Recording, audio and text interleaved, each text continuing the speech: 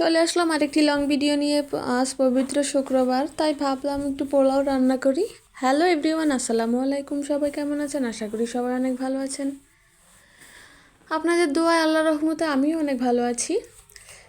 তো আজকে পোলাও রান্না করব, সেই রেসিপিটাই আপনাদের সাথে শেয়ার করব। আমি যেভাবে রান্না করি, সবাই এটা রান্না করতে পারে। এটা আমার রান্না দেখে কেউ শিখবে এমনটা নয়।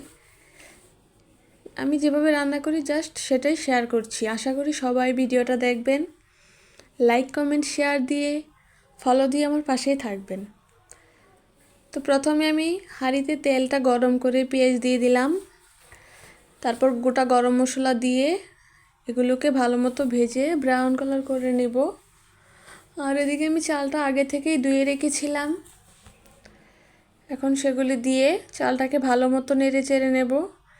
চালটাকে ভালো মতো ভেজে নিতে হবে, তাহলে একদম পারফেক্ট ঝরঝরে বিরিয়ানি হবে।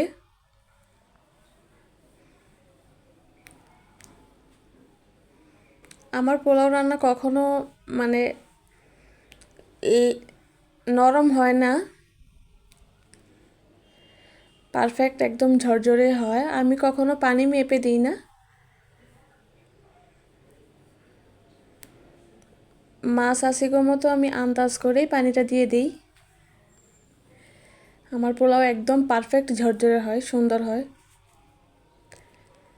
তো এখানে আমি চালটাকে ভালো মতো নেড়ে চেড়ে মিশিয়ে একটু ভেজে নিয়েছি। তারপর এখানে আমি গরম পানি দিয়ে দিছি। চেষ্টা করবেন গরম পানিটা দিতে, তাহলে অনেক সুন্দর হয়। এই যে দেখেন, কিছুক্ষণ পর আমার পোলাওটা প্রায় অর্ধেক হয়ে গেছে। এখানে আমি আবার পোলাও পাতা অ্যাড করছি। পোলাও পাতা অ্যাড করার কারণে ফ্লেভারটা আরও মিষ্টি আসে, সুন্দর আসে।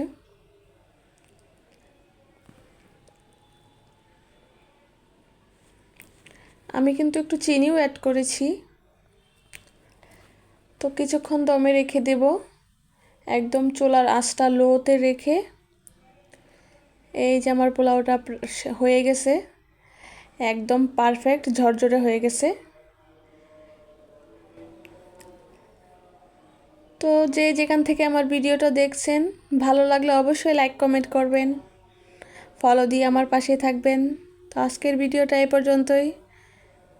সবাই ভালো থাকবেন, সুস্থ থাকবেন, আর আমার ভিডিওটা দেখে লাইক কমেন্ট করবেন।